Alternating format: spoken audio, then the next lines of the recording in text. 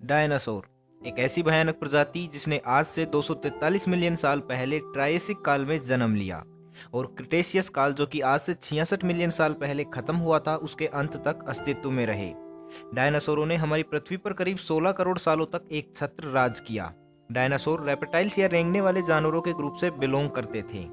Dinosaur शब्द का प्रयोग सबसे पहले 1842 में सर रिचर्ड ओवन के द्वारा किया गया, जिसका शाब्दिक अर्थ होता है एक भयानक छिपकली। आज से अरबों साल पहले पृथ्वी पर केवल इन्हीं विशालकाय और दैत्याकार जीवों का बोलबाला था।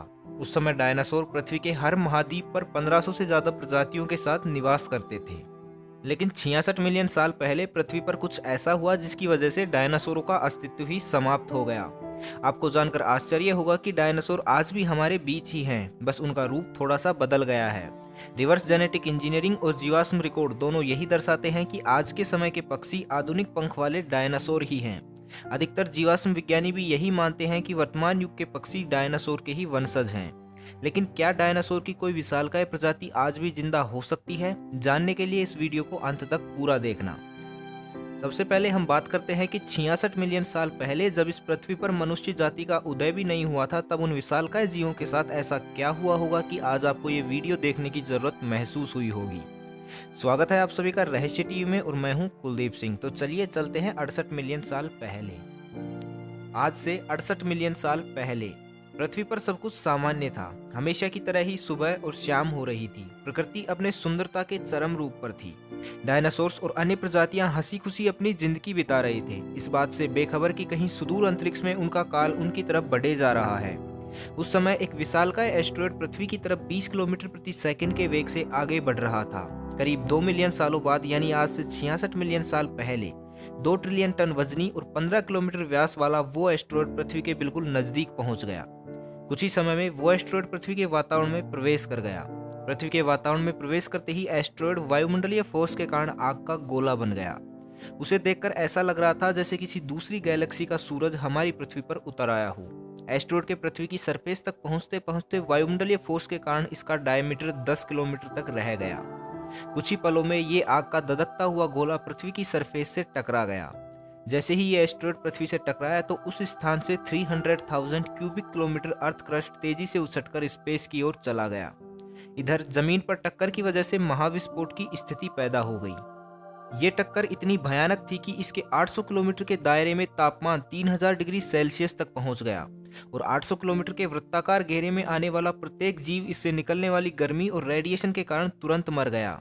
ये टक्कर हिरोशिमा और नागासाकी पर हुए परमाणु बम विस्फोट से अरबों गुना ज्यादा शक्तिशाली थी।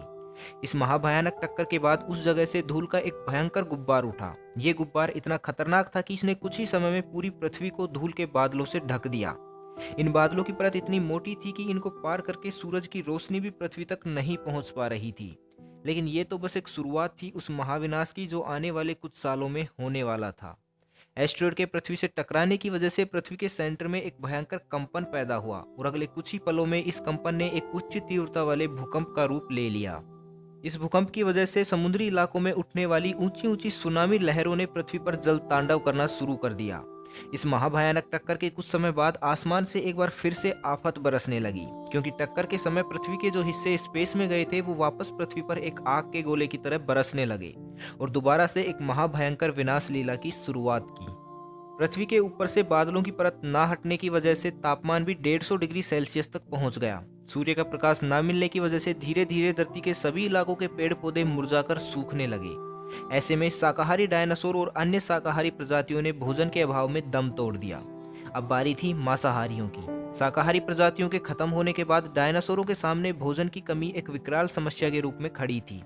भूख से निजात पाने के लिए डायनासोर के एक समूह ने दूसरे समूह पर हमला करना शुरू कर दिया। जो ज्यादा ताकतवर होता वो दूसरे को मारकर खा जाता। करीब 1 साल बाद डायनासोरों की 70 से 80% प्रजातियां खाने और पानी के अभाव में विलुप्त हो गई।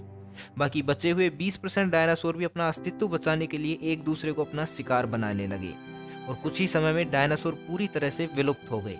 लेकिन इस समय भी एक प्रजाति ऐसी थी जिसने अपने आप को इन सब हमलों और प्राकृतिक आपदाओं से बचा लिया और वो थे मैमल्स। उस समय के छोटे छोटे जीव जो डायनासोरों से बचने के लिए जमीन के अंदर बिल बनाकर रहते थे और यही मैमल्स आगे चलकर नई प्रजातियों के उद्भव का कारण बनने वाले थे।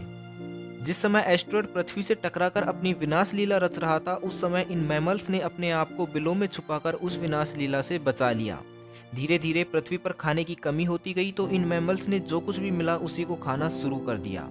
जैसे जैसे समय बीतता गया, पृथ्वी के ऊपर से बादलों की परत हटती गई। एक बार फिर से सूरज की रोशनी ने धरती को स्पर्श किया। एक बार फिर से वसंत ऋतु आई और एक बार फिर से प्रकृति ने अपना सुंदरतम रूप दिखाया।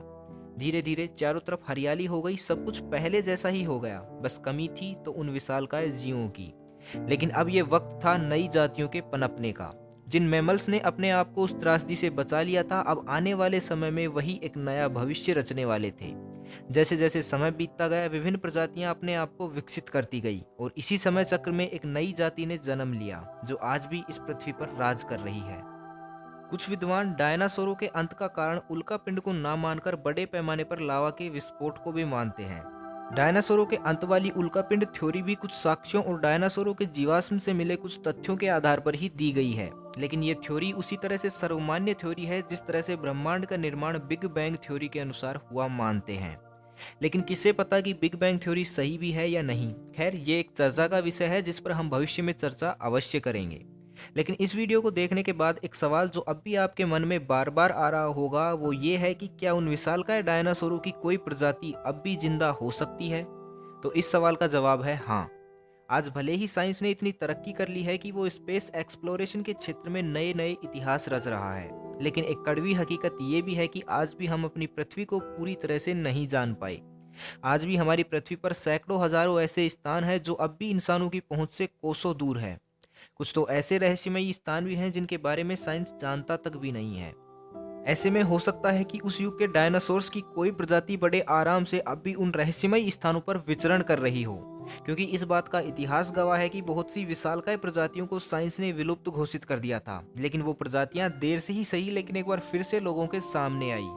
अफ्रीका के विशाल घने जंगलों में रहने वाले आदिवासियों ने भी समय समय पर उन जंगलों में डायनासोर्स की तरह ही दिखने वाले विशाल और भयानक जानवर देखने का दावा किया है।